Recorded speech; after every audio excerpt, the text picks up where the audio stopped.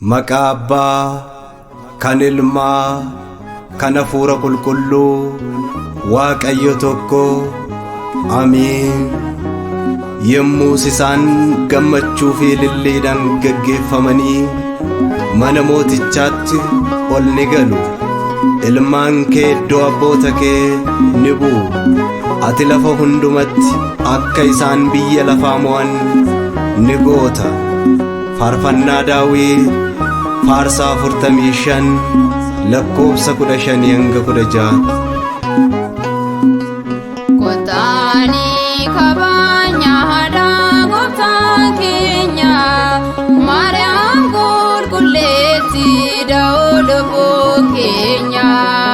Waan ishee jaallannu maqaan ishee waamna.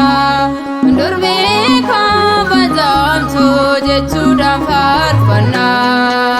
Kotaanii kabanya haadha gooftaa keenya Maariyaam qulqulleetti da'oo lubbuu keenya.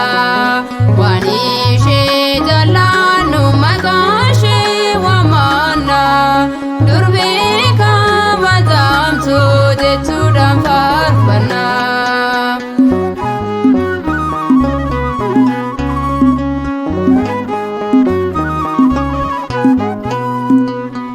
Maariyaam adaako yaagara laafetti ansuma waamada yeroo rakkinaatti. Daftee nama geessa yaa haadha gooftaa koo furteetu argamta miruu jireenya koo. Kotaanii kabanya haadha gooftaa keenya Maariyaam qulqulleetti da'oo lubbuu keenya. Waan ishee jaallannu maqaan ishee waamna. Durbee kabajamtu jechuudhaan faarfanna.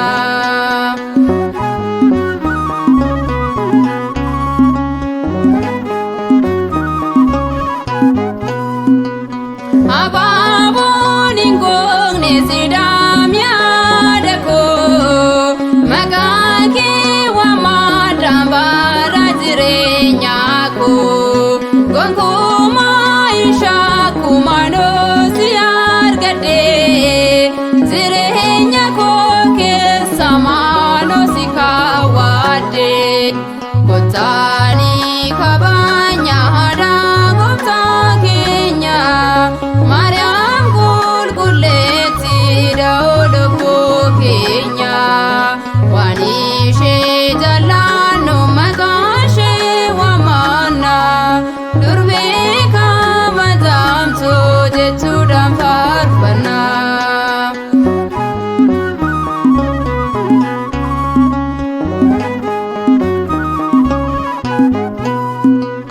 Oolmaan kee hedduudha waan ati nuuf goote.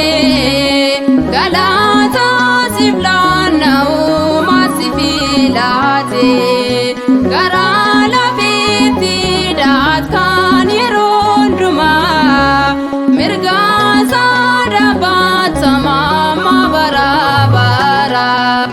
Kotaanii kabanya haadha gooftaa keenya Maariyaam qulqulleetti da'oo lubbuu keenya. Waan ishee jaallannu maqaan ishee waamna. Durbee kabajamtu jechuudhaan faarfanna.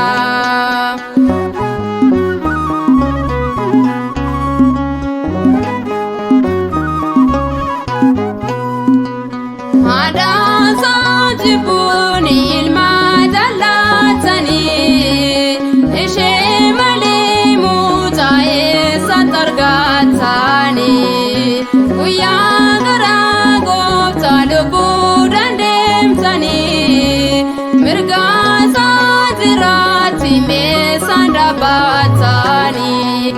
Kotaanii kabanya haadha gooftaa keenya Maariyaam qulqulleetti da'oo lubbuu keenya. Waan